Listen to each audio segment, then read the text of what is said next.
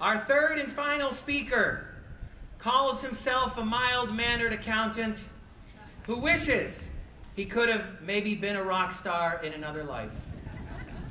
Let's give a thunderous Northwest rock star applause for your president and CEO, Bill Wagner.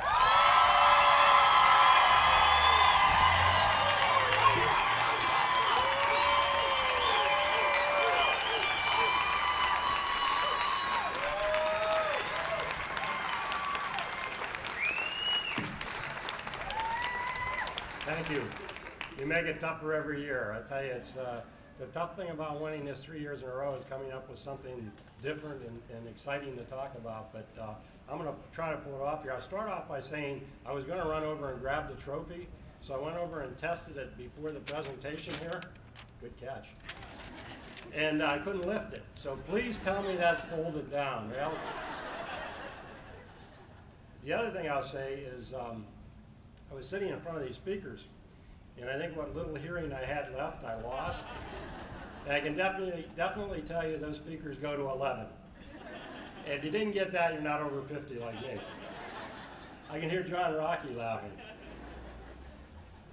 It's tough to do the serious, dull part of the presentation, but you know, somebody has to do it. And I'll start off first with some thank yous. First of all, Steve Fisher. Number one, thank you for your great remarks. And number two, and even more so, thank you for the great leadership you provided to the Banking Services Group. Without you and your efforts and your people's efforts, this wouldn't have happened. So let's hear it again for Steve.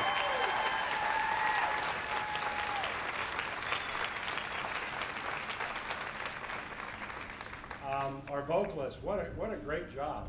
What a great job. And Jim Chironis especially for being MC. I have to admit, I am really envious that people can stand up and sing like that. It's something I wish I could do.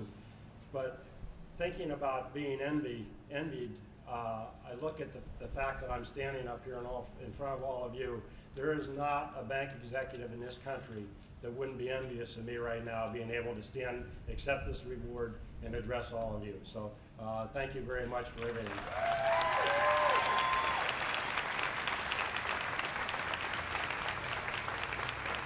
Without a doubt, this wouldn't have happened if it weren't for everything that you people do every day.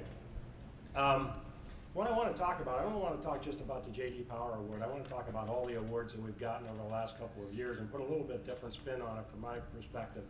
But what's amazing to me, every time I think about what the recognition we've received over the last 3 years, it's just amazing to me. But if you know some of the challenges that we faced over the last 3 years when that was happening, it makes it even more meaningful. And that's what I want to talk about with you today. When I was in the 8th grade, our teacher made us memorize a poem. And when you're 14 years old and in a class of 40 boys, that's about the last thing in the world you want to do is to memorize a poem. And the poem she made us memorize was a poem called If by Rudyard Kipling, who's a British author from the late 1800s.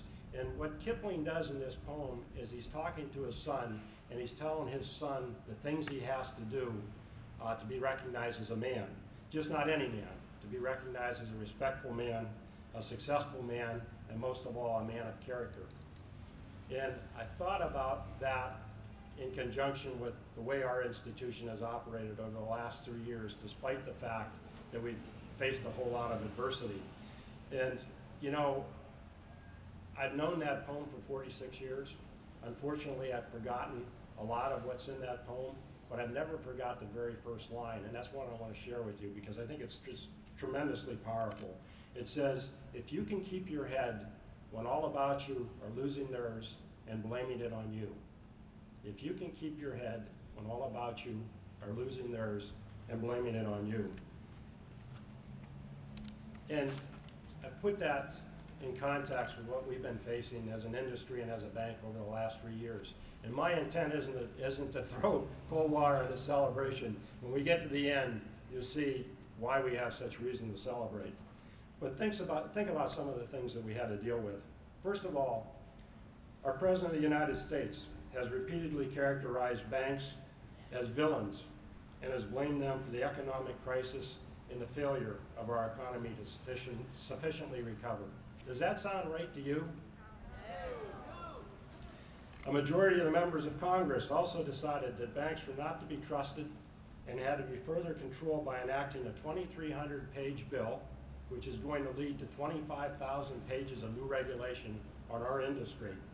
And keep in mind, this is an industry that extended credit to all kinds of businesses and consumers across the country.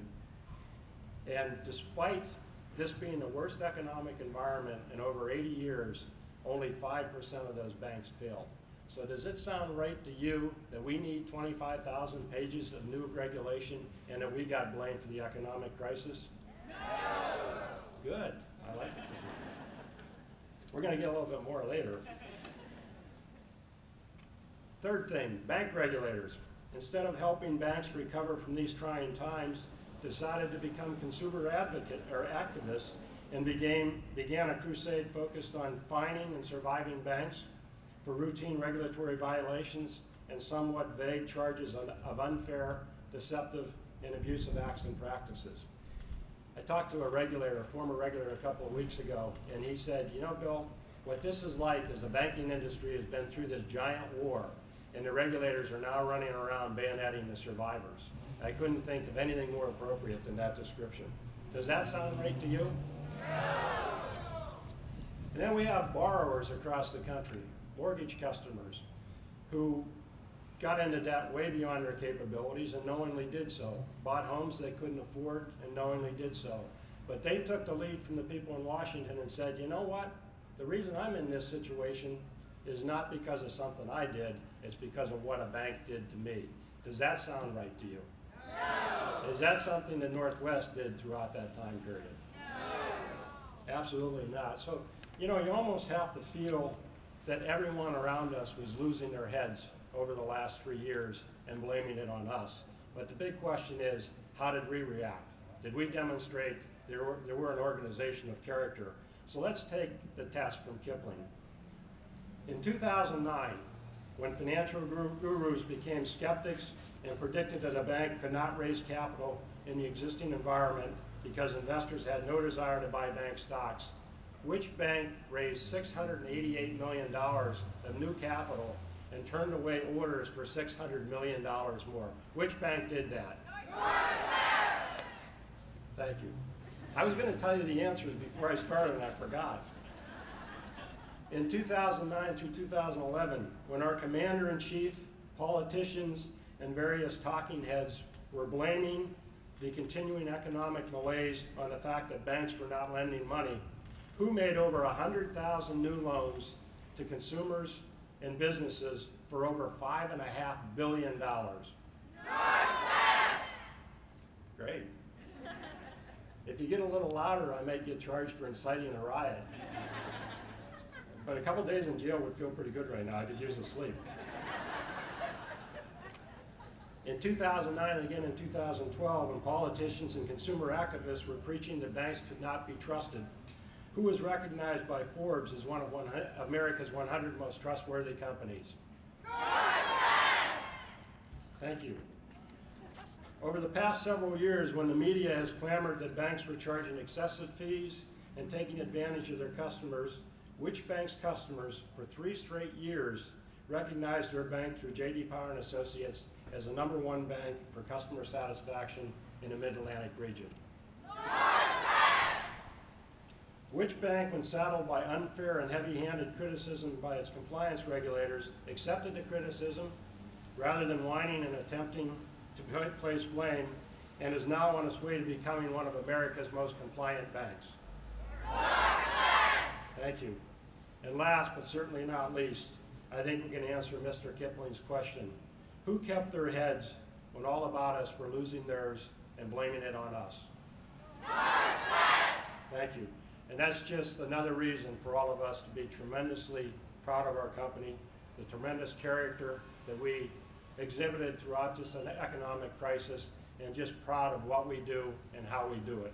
So I want to thank all of you for making this possible and for everything that you do for our company. Thanks. Have a great time today, and see you next year.